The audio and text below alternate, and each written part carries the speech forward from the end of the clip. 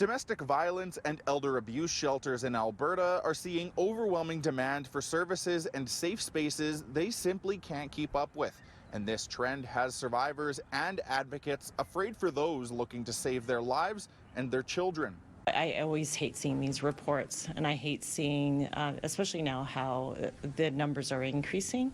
Karen Gosby is the survivor of a violent, abusive relationship.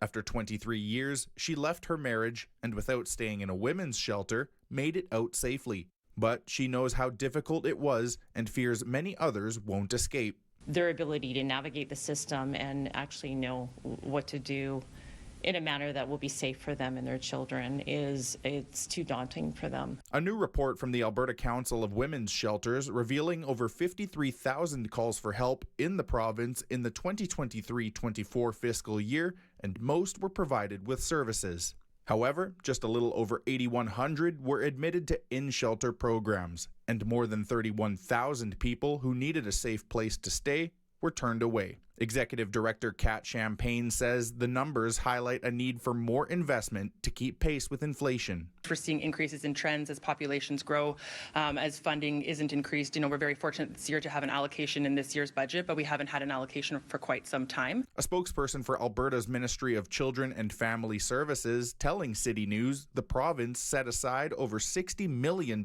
in Budget 2025 to fund women's shelters and the services they provide. Saying in a statement, it is encouraging to see in the report that even with the record population growth, admissions to women's shelters due to domestic violence are lowering.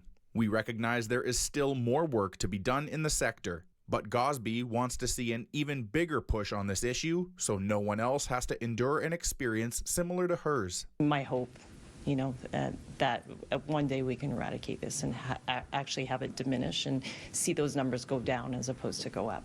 If you or anyone you know are experiencing domestic violence, there are supports available. We've listed a province-wide support at the bottom of your screen.